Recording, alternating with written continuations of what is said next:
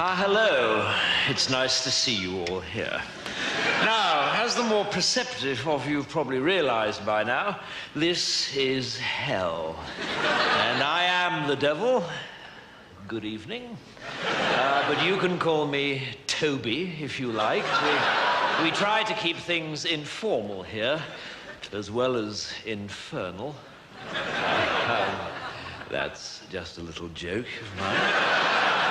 I tell it every time. Now, you're all here for eternity. Ooh, which I hardly need tell you is a heck of a long time.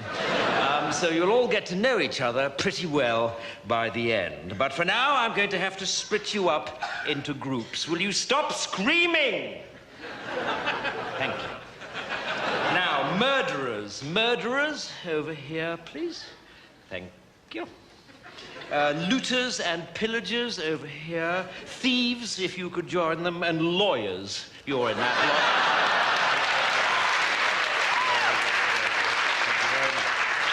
lot. Fornicators, if you could step forward. My God, there are a lot of you. Could I split you up into adulterers and the rest? Male adulterers, if you could just form a line in front of that small guillotine in the corner there.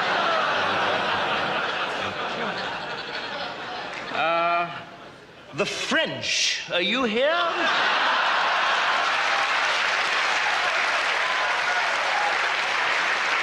Okay. If you'd just like to come down here with the Germans, that'd be lovely. I'm sure you'll have plenty to talk about. Okay, atheists. Atheists, over here, please. You must be feeling a right bunch of nitwits. Never mind. And finally, Christians. Christians. Ah, yes, I'm sorry. I'm afraid the Jews were right. If you could come down here, that'd be really kind. Thank you. Okay. Right. Well, are there any questions? Yes. No, I'm afraid we don't have any toilets. If you'd read your Bible, you might have seen that it was damnation without relief. So if you didn't go before you came, then I'm afraid you're not going to enjoy yourself very much. But then I believe that's the idea. Okay, well, it's over to you, Adolf. And I'll catch you all later at the barbecue. Bye.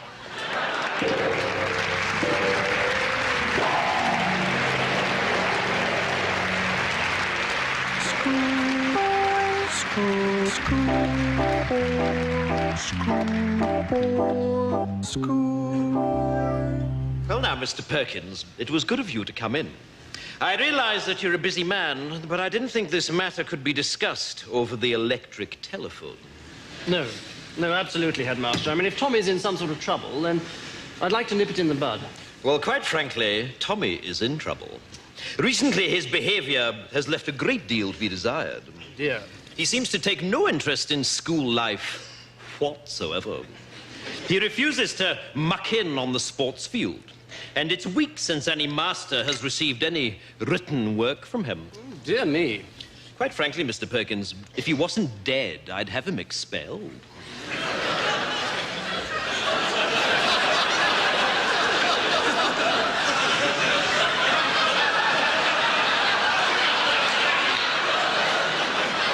Beg your pardon?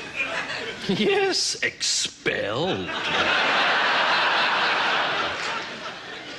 If I wasn't making allowances for the fact that your son is dead, he'd be out on his ear.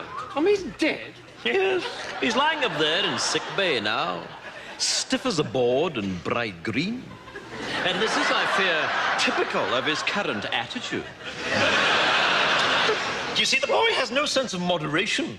One moment he's flying around like a paper kite, and the next moment he's completely immovable. And beginning to smell.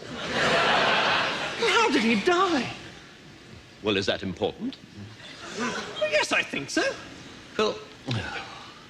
Well, it's all got to do with the library. You see, we've had a lot of trouble recently with boys taking out library books without library cards. Your son was caught, and I administered a beating during which he died. But you'll be glad to know You'll be glad to know that the ringleader was caught, so I don't think we'll be having any more trouble with library discipline. You see, the library card system... I'm sorry. You beat my son to death? Yes, yes, so it would seem. Please, I'm not used to being interrupted. You see, the library card system was introduced... Well, exactly what happened? Well, apparently boys were just slipping in the library and taking the books. No, during the beating. Oh, that? Well, one moment he was bending over, the next moment he was lying down. I mean,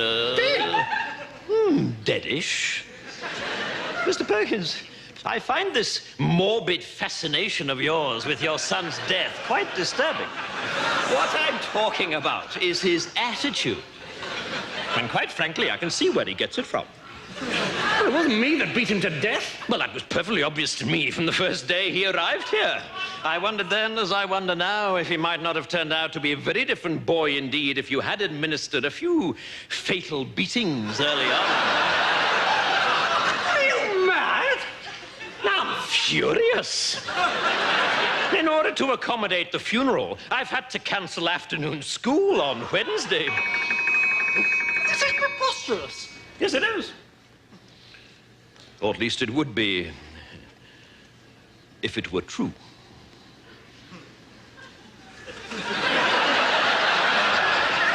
What? I've been joking, Mr. Perkins. Pardon me, it's my strange academic sense of humor. I've been pulling your leg. Oh, thank God. I wouldn't cancel afternoon school to bury that little shit.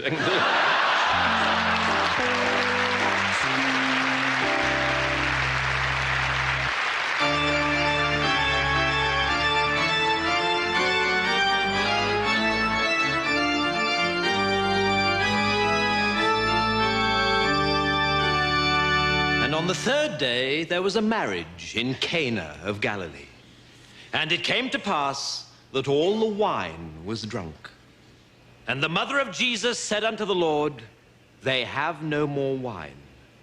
And Jesus said unto the servants, Fill 6 water pots with water. And they did so. And when the steward of the feast did taste of the water from the pots, it had become wine. And they knew not whence it had come. But the servants did know, and they applauded loudly in the kitchen.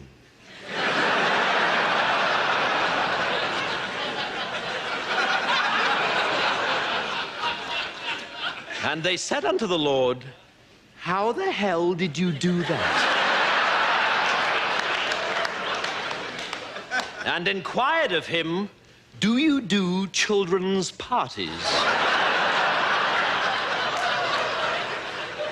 And the Lord said, No. But the servants did press him, saying, Go on, give us another one. And so he brought forth a carrot and said, Behold this, for it is a carrot. And all about him knew that it was so, for it was orange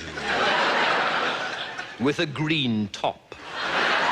And he did place a large red cloth over the carrot, and then removed it. And lo, he held in his hand a white rabbit. And all were amazed and said, This guy is really good. He should turn professional. And they brought him on a stretcher, a man who was sick of the palsy. And they cried unto him, Maestro, this man is sick of the palsy. And the Lord said, If I had to spend my whole life on a stretcher, I'd be pretty sick of the palsy too. And they were filled with joy and cried out, Lord, thy one-liners are as good as thy tricks. Thou art indeed an all-round family entertainer. And there came unto him a woman called Mary, who had seen the Lord and believed. And Jesus said unto her, Put on a tutu and lie down in this box. And then took he forth a saw and cleft her in twain.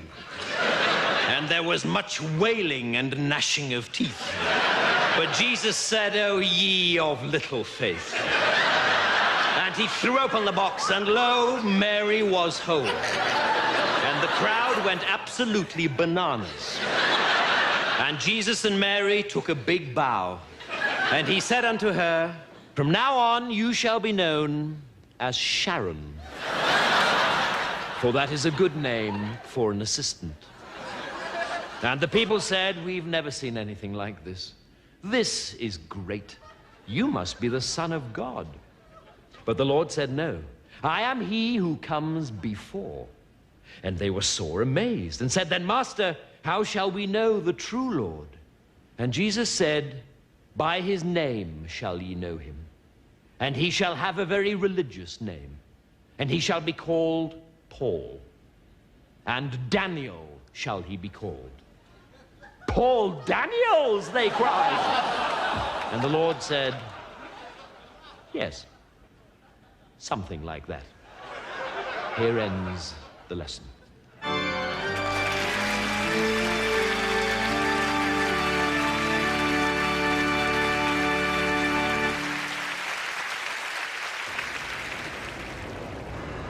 And now, in the latest of our series, A Day in the Life, we present A Day in the Life of the Invisible Man. Every morning, I go to work by tube.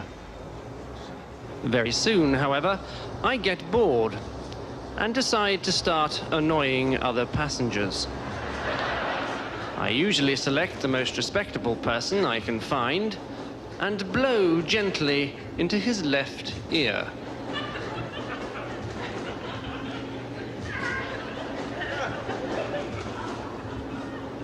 Then into his right ear. Then perhaps down the back of his neck. It's about this time that the man thinks I am a draft. But not for long, because I soon stick 2 fingers up his nose. Higher and higher, removing them just before he sneezes.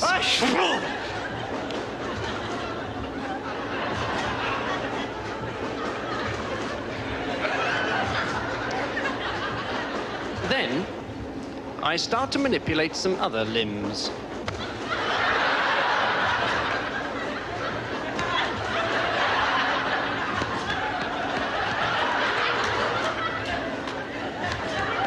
Now I leave him alone. For about 10 seconds.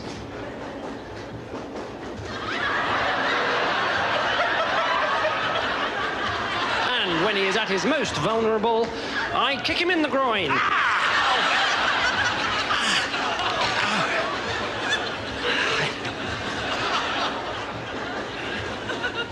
And steal his seat.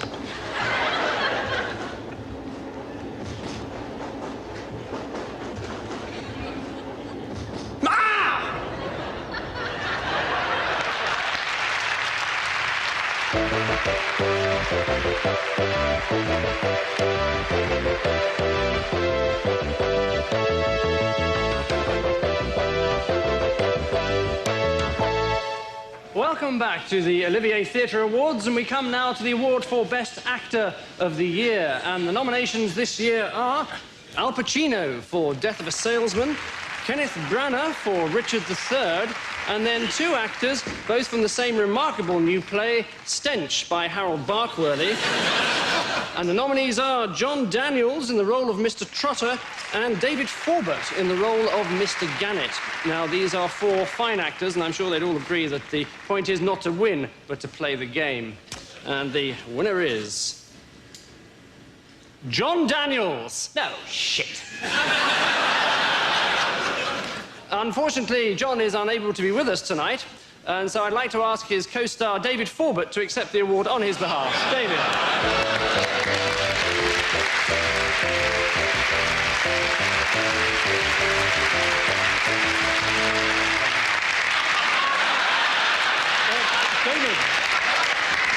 David, perhaps you'd like to say a few words, David.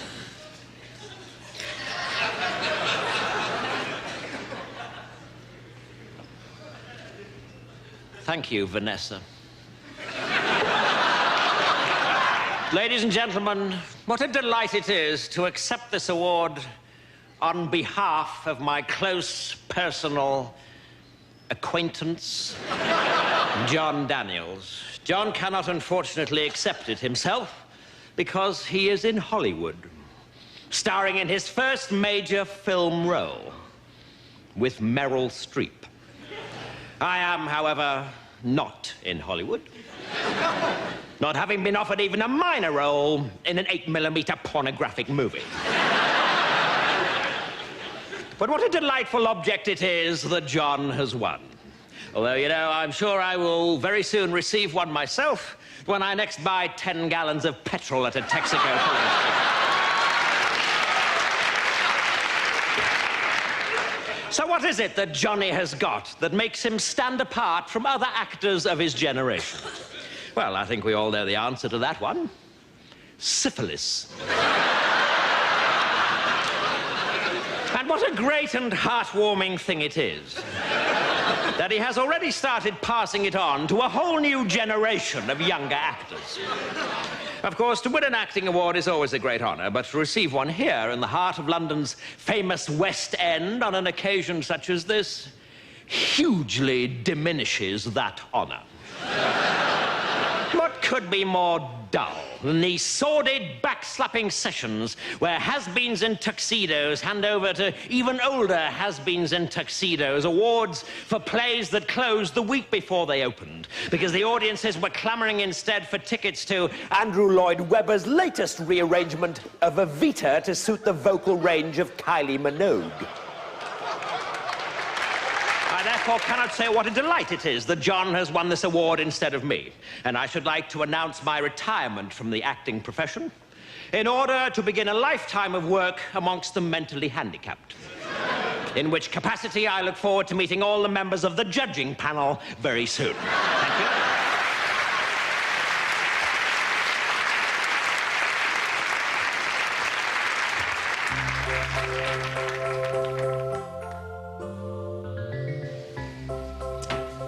Good evening and welcome to the Boston University Huntington Theatre for this, the second part of our course in elementary courting for men.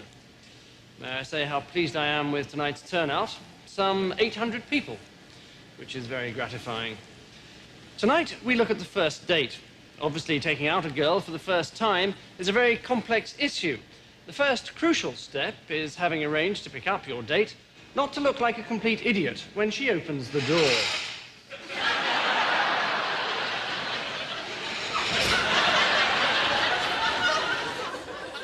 Best to look as though your attention has been momentarily distracted.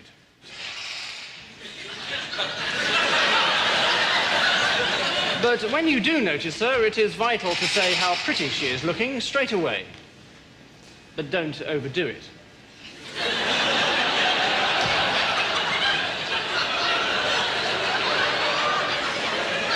If at this point you are introduced to her parents, attitude is all important. You can be too casual. You can be too keen.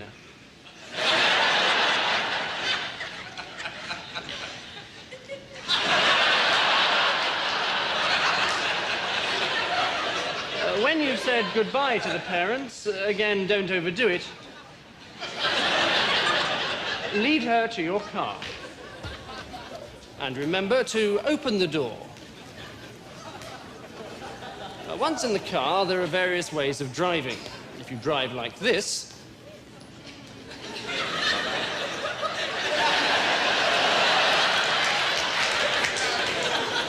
you might lose her respect. If you drive like this,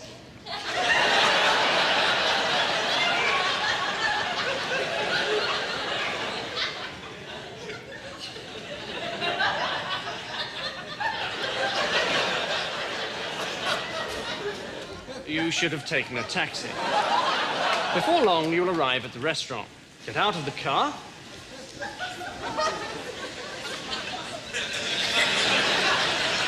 And escort her to your table. Then tuck her into her seat, yourself.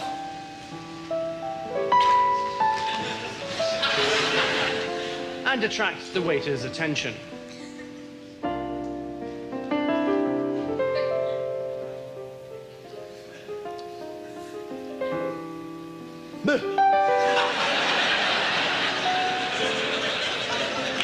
Selecting from the wine list is important. Complete ignorance is not good. When the bottle arrives, there's much to be made in the tasting of it, but don't be too professional.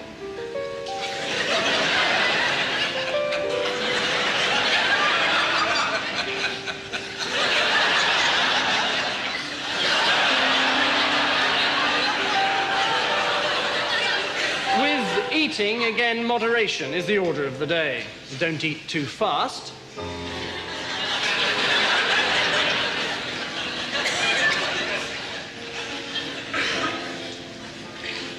But don't eat too slowly.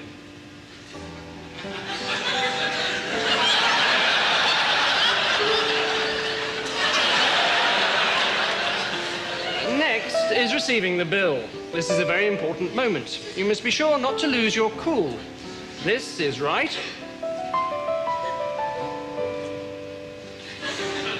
This is wrong.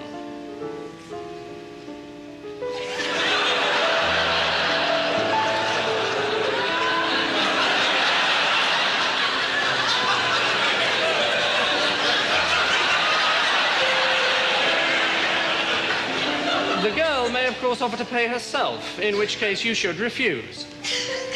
For a while. Next stop is a fashionable discotheque. Once inside, you might look slightly strange if you try and talk over the music. So just stand casually and look sexy.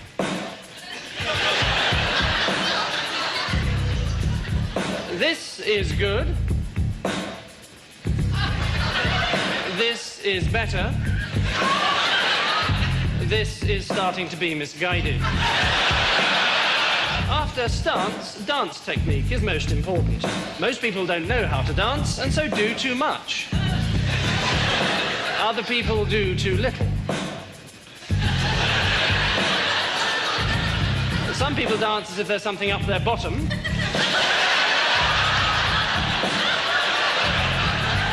And other people dance as if there's something coming out of their bottom. When all's said and done, it's best probably not to dance at all. The well-mimed sporting injury is always useful, and a good excuse for leaving the discotheque. If you don't utterly foul it up, 20 minutes later, you should be back at your place. It's important to relax and make your guest feel at home. She will probably feel as nervous as you do, and there's no need to make any extra special effort.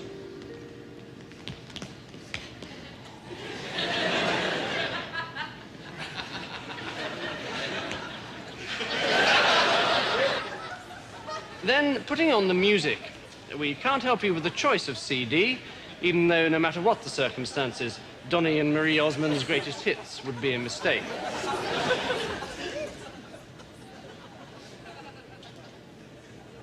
At all costs, avoid the temptation to brag about your stereo.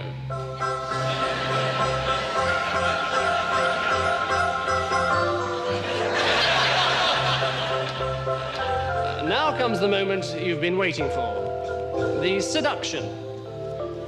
This is the subject of next week's lecture.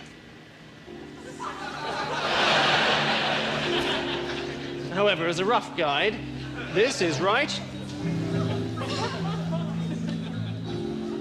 And this is, I think you'll agree, disastrous.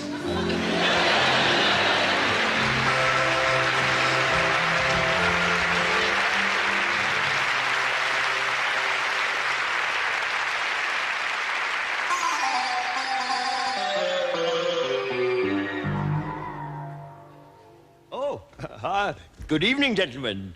No, that's no problem. Come in, please. Although perhaps if we could just keep that delightful singing down a little bit. Oh, dear.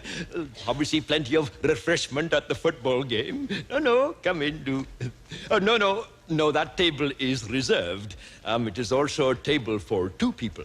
Perhaps Perhaps this table might be more suitable for 9. If you'd like to step this way, gentlemen, please. Oh, dear. Here, let me help you up, sir. No, it is a tricky bit of floor that deceptively flat and unimpeded. If you'd like to take a seat, yes, or perhaps on the chair. And there we are. Right. Now, what would anybody... Quiet, quiet, gentlemen, please, quiet. What would anybody like to drink? 9 pints of lager. Well, 18 pints of lager. 18 pints of lager. Now, if you'd just like to take a menu, they'll just pass those round there, and one for you, sir. Oh, dear. There we go. Straight onto the floor.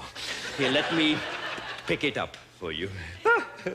And again, I tell you what, try and grip it, sir. Either side, between the thumb and the 4 fingers. If you grip, it won't always fall on the floor. Tell you what, why don't we just put it on the table? Here, let me rest it against your friend's head. There we are. There, that should be fine. Right, now, what would anybody like to eat? It is a lamb dish, sir. Yes, a marinated lamb in coconut with a cream sauce. Very nice. No, not hot, sir. It is a, how can I put it? It is a medium spiced dish. Yes. Oh, in that case, you want the Bombay duck. No, duck. Duck, with the duck. Oh, I see. Oh, it was your little joke. Very funny. Well done, everybody, on that one. That was very good. No, it is the sheikh kebab that is like 2 little turds. The shami kebab is a sort of a mince and onion risol. A bit like cow dung, sir, yes, but in smaller portions, in fact. Raji, thank you. If you'd like to put the drinks down. Well, can we move your friend here? Well, perhaps if we just roll him. That's a good idea. Perhaps if we just roll him out of his cutlery and into the mango chutney. Don't worry, he'll be fine then. Thank you, Raji. Now, would anybody like any raita? That's a kind of a yogurt dip, sort of onion cucumber. Yes, look, I think we'd better wake up your friend here. Well, no, he is not just having a little nap. He's having a little nap face down in a pitcher of beer. He is going to drown. Well, but, oh, dear. No, don't worry, sir. Much better out than in. Don't you worry about it. Don't you worry about a thing. Just leaves all the more room for your chicken curry. Thank you very much. Indeed. Do you know what your friend here might like to eat? Hello? What would you like to eat? A hot dog. Okay, I'll see what I can do. So let me just go back on this, please. We want a cucumber raita, an onion raita, a paperback raita. But I'm presuming that's a joke. 4 meat curry, 1 Bombay duck, 4 rice, 4 shami kebab, and a hot dog. And anything else for starters? Just some poppadoms and salad and yogurt and shit.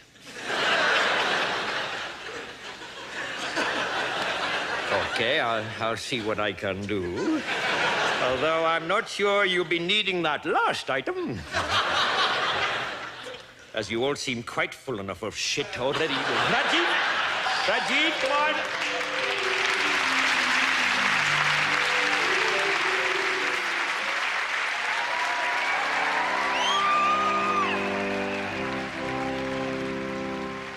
Be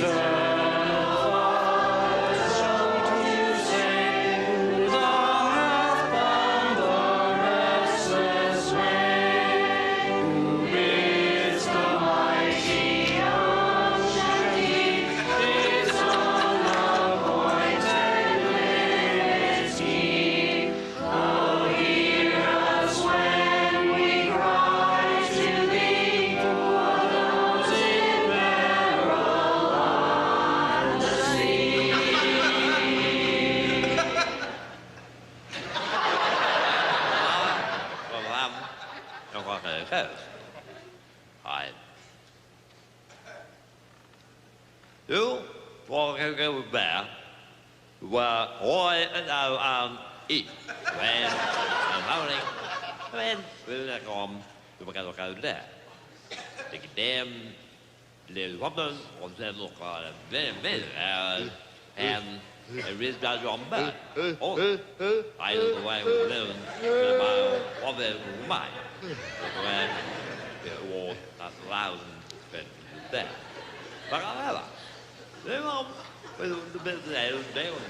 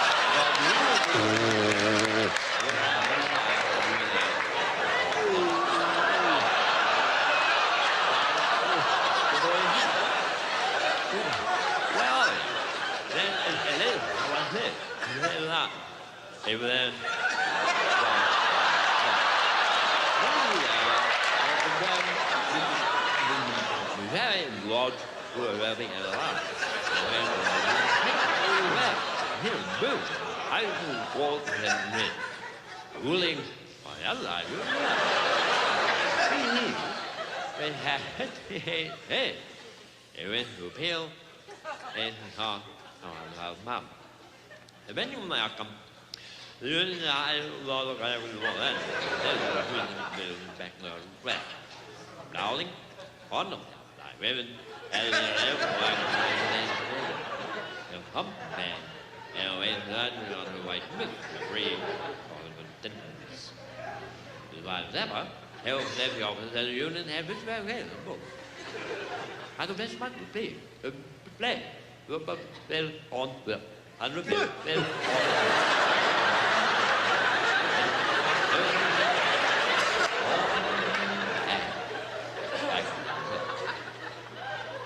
That's the code. There they were born. For clear to go to the back of the hub, and written and read it. When I covered, and we went him. And the ball in the morning was well flat. And the room was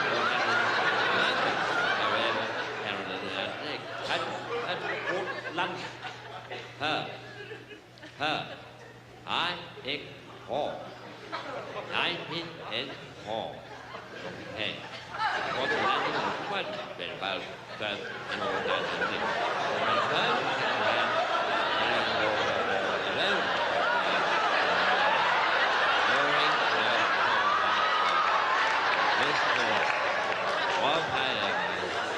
Next question, and let's have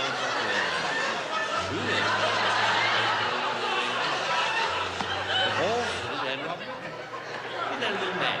Maria. Never lover who was in the next graduate.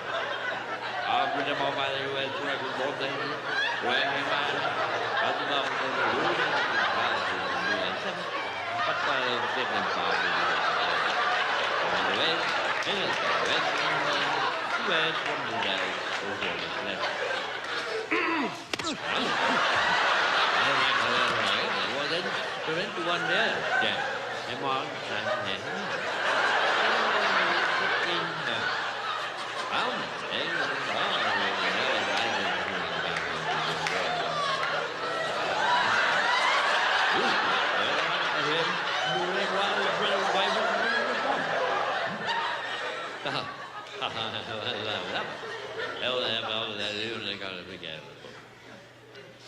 Going to my water is that. And never will do. Hang on, to change that position out of the fair passion about here.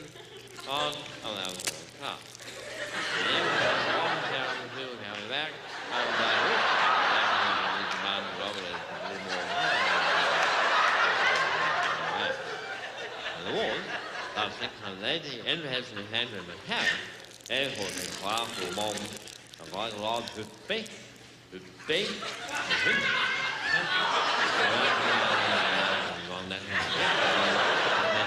Yeah, on the head. Women were among 11 operators in this place who worked along the line very war. They who be the hailing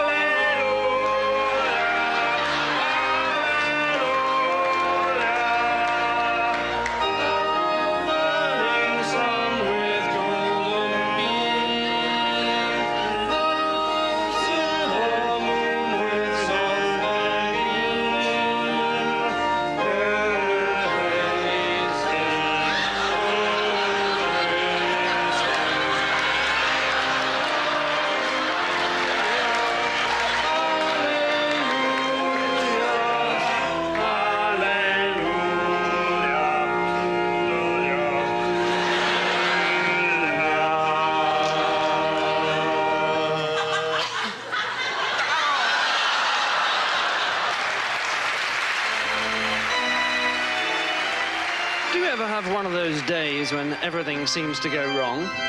I did. Unfortunately, it was my wedding day, and 3 men in particular were to blame. It all started with the priest. I now pronounce you man and wife. Well done. You may now kiss the bride. Nice one. All right, please be seated, everybody. I'd just like to say a few words before communion. You know, a lot of prospective brides ask me these days, Father, what is the church's attitude to fellatio?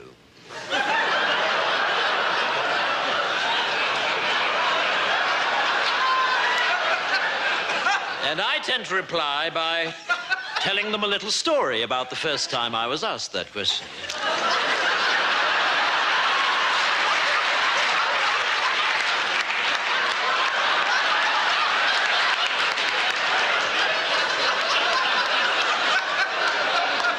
It was a couple of years ago now, and a young, attractive bride-to-be came up to me after a service and asked me just that question. Father, what is the church's attitude to fellatio?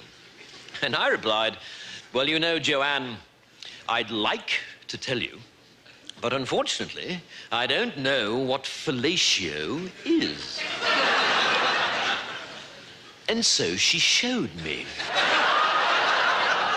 And ever since, whenever anyone has asked me the question, Father, what is the church's attitude to fellatio? I always reply, well, you know, I'd like to tell you. But unfortunately, I don't know what fellatio is.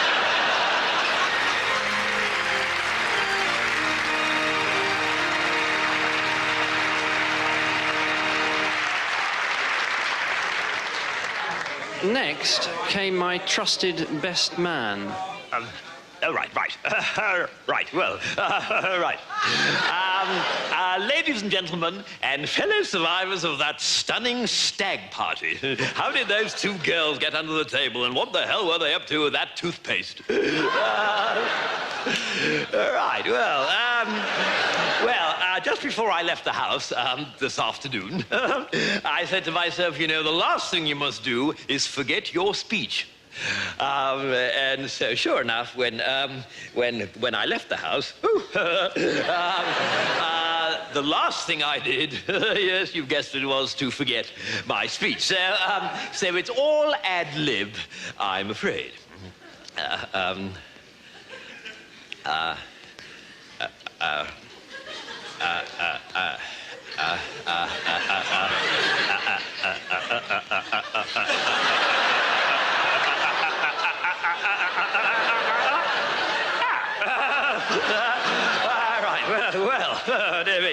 Well, now, where should I begin? I'd like to begin now. Right. Well, I've known the groom ever since we first went to school together at the age of 8. And you know, he hasn't changed a bit. Well, that's not quite true, of course. He didn't have his beard then. And I tell you this, he wouldn't have been able to do whatever he was doing last night with those two extraordinary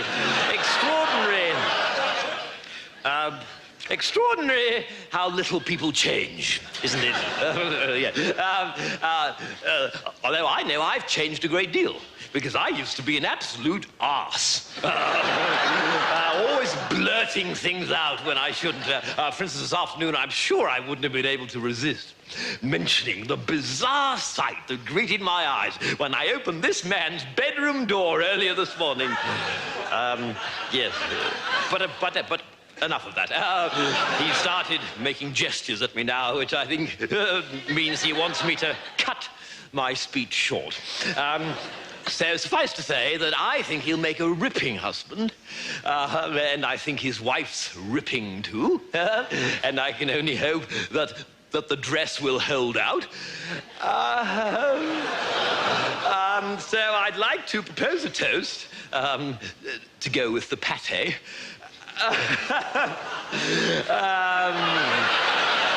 To the groom and to his lovely horse, wife.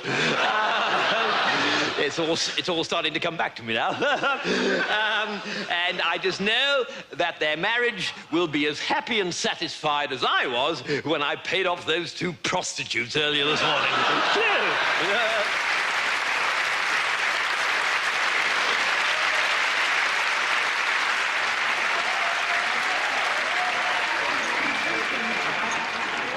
And finally, my loving father-in-law provided the perfect end to a perfect day.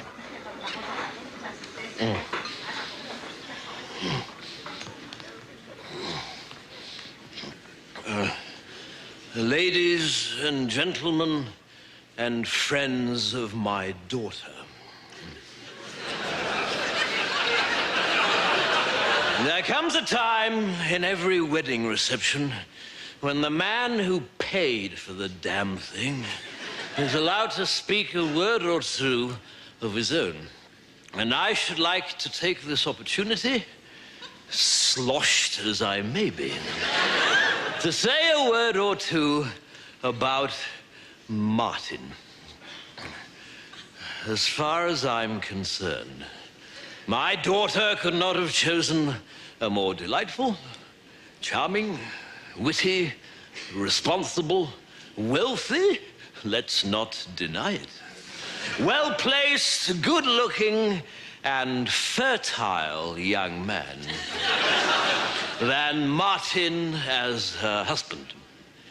And I therefore ask the question, why the hell did she marry Gerald instead? Because Gerald is the sort of man we used to describe at school as a complete prick.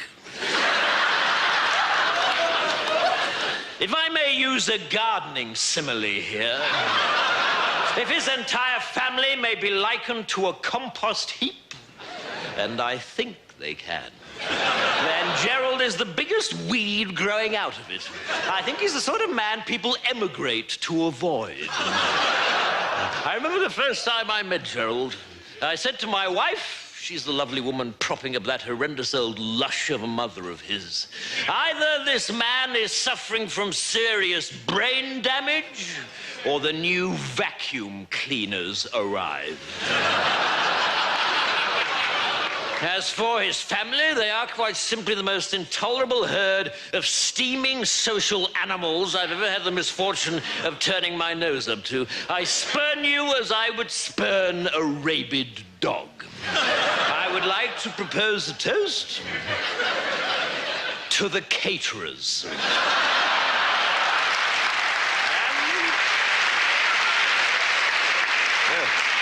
And to the pigeon who crapped on the groom's family's limousine at the church. As for the rest of you around this table, not directly related to me, you can sod off. I wouldn't trust any of you to sit the right way on a toilet seat.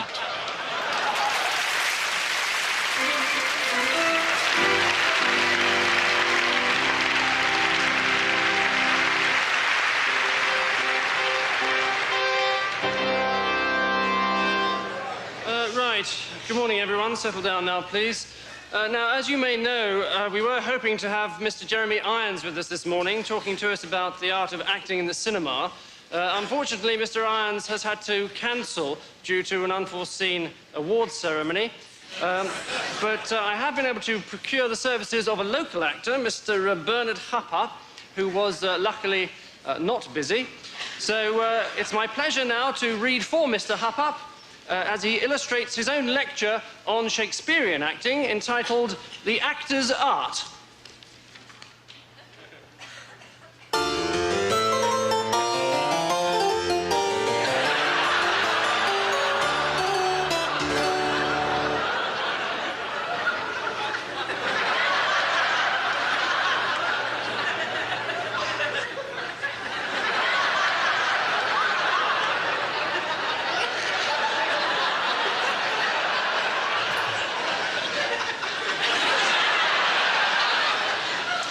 So, The Actor's Art by Bernard Hupper.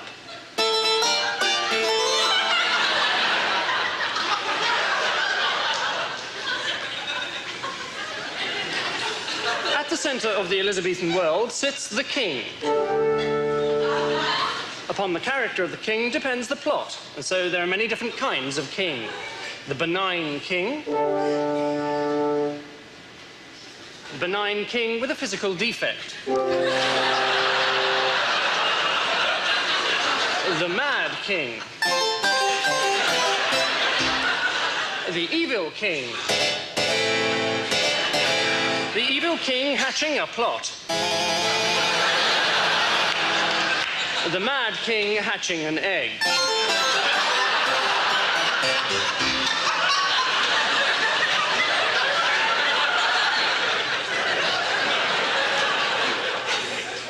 An important part was also played by messengers, distinguishable into many different types. A messenger enters bearing good news.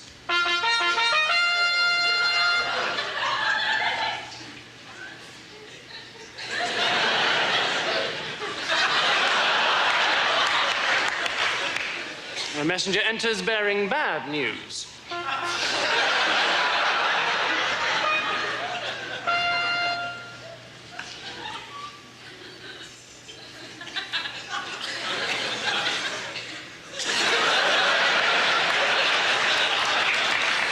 A messenger enters bearing indifferent news.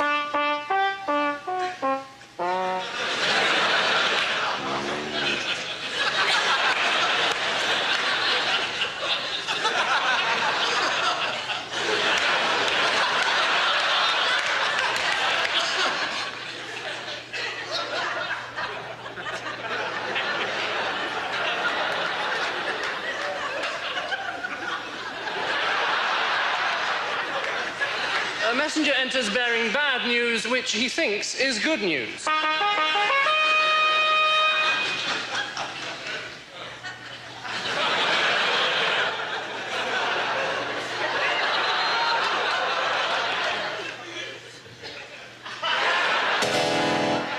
Death came swift and often in this brutal world.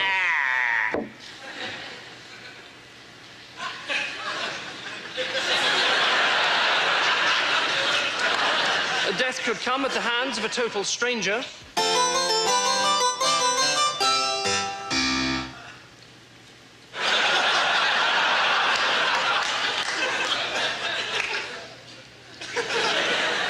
Or it could come at the hands of one's closest friend.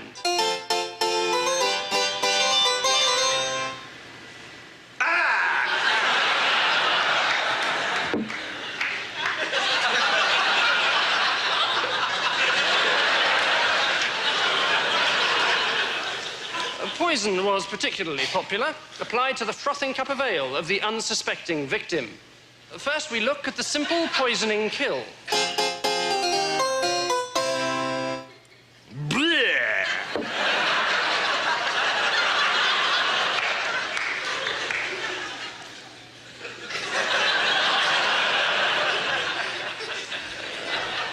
And then the villain attempting to use poison.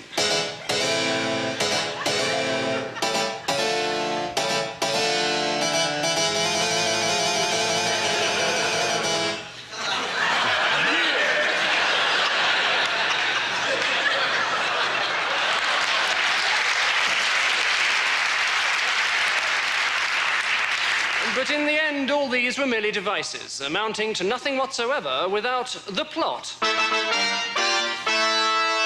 At the center of the plot stands the hero, who is king.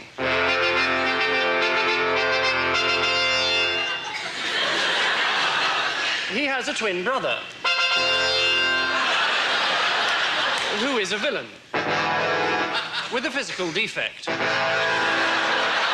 War comes, and the hero must lead his men into battle. At the gates, the hero's mistress waits to bid her lover farewell.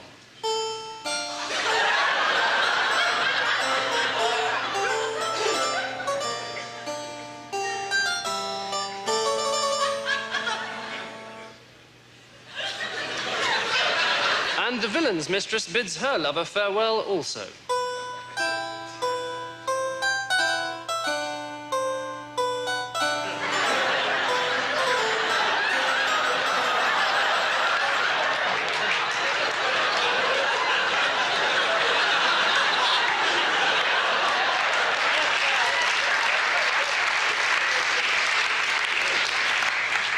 The war rages on for many years. Until, at last, a messenger arrives bearing the bad news of the death of the hero. So the villain becomes king. But the message was wrong. And years later, the hero returns. In disguise.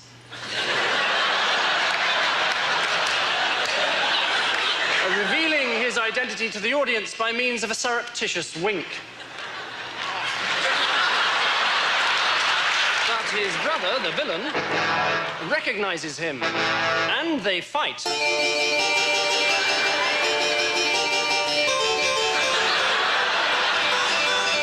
Finally, the villain is mortally wounded.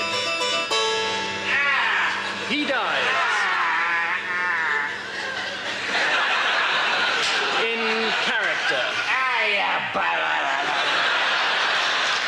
Our hero wins his rightful throne and celebrates with a frothing cup of ale found by the side of his brother's throne.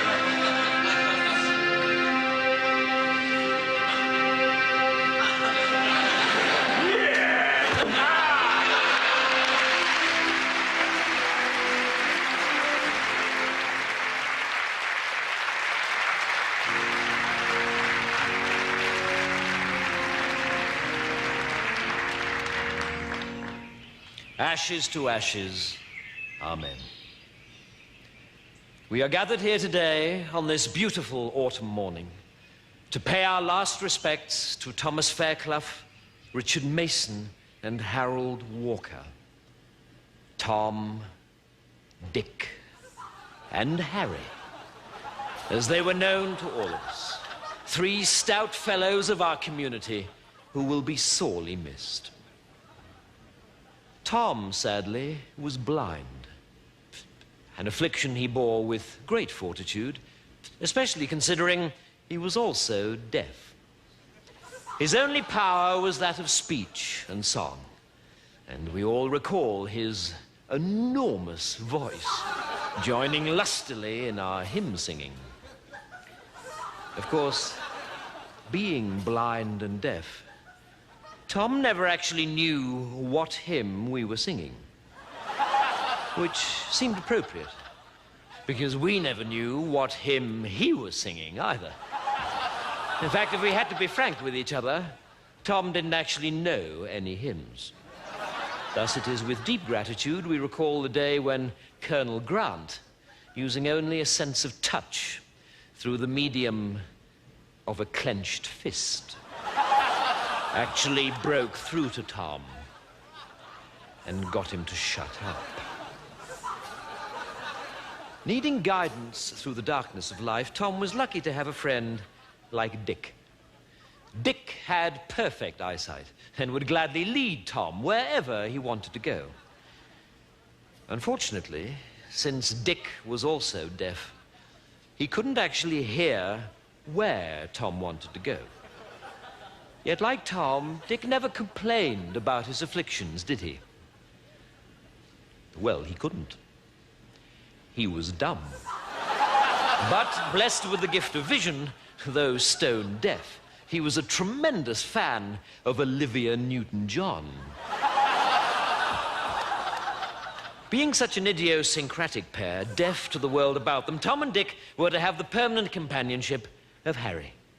Harry could literally hear a pin drop. Although, being blind and dumb, he could not see to pick it up, or warn anyone else not to stand on it. And so, as individuals, they were sadly afflicted. But together, they were in possession of all of God's senses, weren't they? And it is together that we remember them. Together at their job, checking eggs at the battery farm. Dick would look for the cracks, Tom would complain to the foreman, and Harry would do the listening to Radio 1. Likewise, in the evening, when they had returned from work, they would all sit on the big red couch. Dick watching the television, Harry listening to the television, and Tom insisting that it was time to buy a television.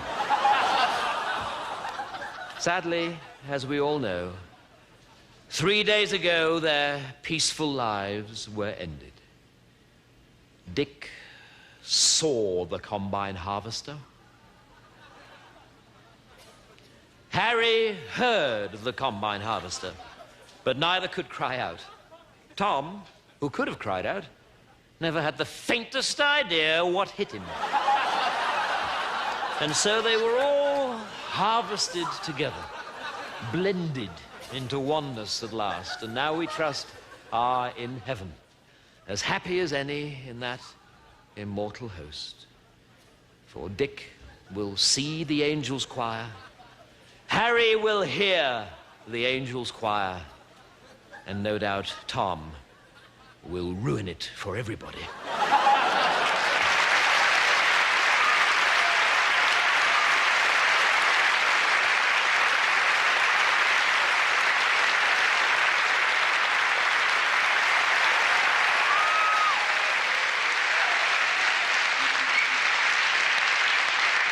All right, come on, settle down, please.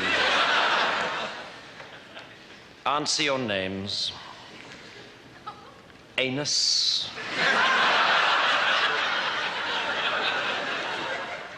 Arse bandit.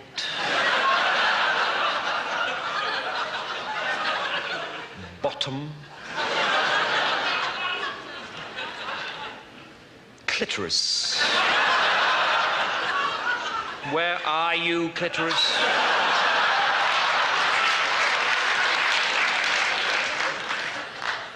Doo-doo. Enema.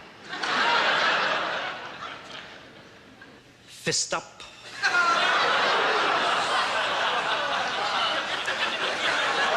Come on, grow up, please.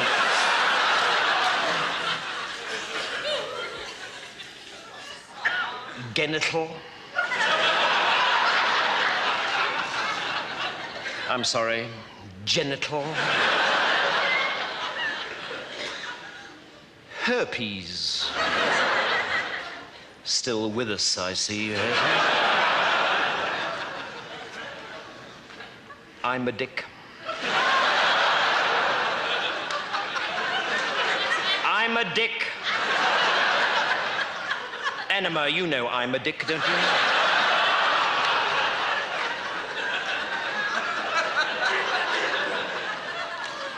Ejaculation. My prick. Has anybody seen my prick? Come on, somebody must have seen my prick. Very well, remind me to beat my prick when he does turn up.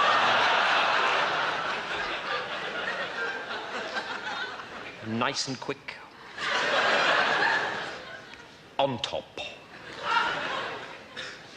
Pube. Ah, my prick. So good of you to turn up. Yes, well, now that you are here, my prick, perhaps you'd like to find a seat. Bottom, squeeze my prick in somewhere, though.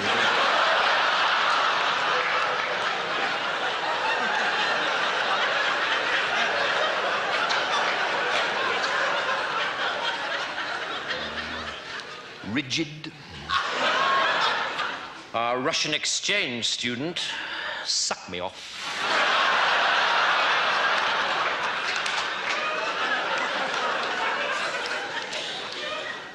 Tight fit. Up your vulva. Your prick. And zipper.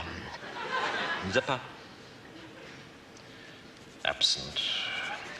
Now then, boys, the headmaster has asked me to speak to you this morning on the subject of smut. All members of staff have noticed an alarming increase in the use of silly humor and puerile innuendo about the school. Rigid, fist up, bottom out.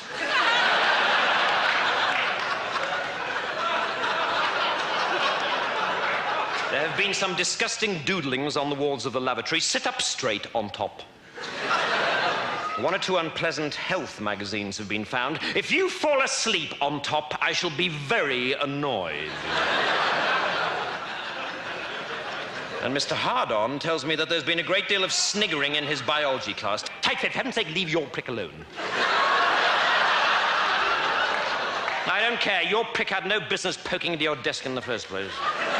I will not put up with this kind of behavior, boys. And neither, I must warn you, will Mr. Grit Big Heartcock. This is a school for the sons of gentlemen, and the theory is that one day you will turn into gentlemen yourselves. That is with the exception of Genital, who appears to be turning into a ferret. So, there will be an end to this second form toilet humor, where so much conversation is just devoted to smutty, double entendre, do, suck me off nice and quick, detention Saturday. Right, I'm going to the staff room now, but if I come back and catch herpes in the corridor like the headmaster did yesterday, then there'll be trouble.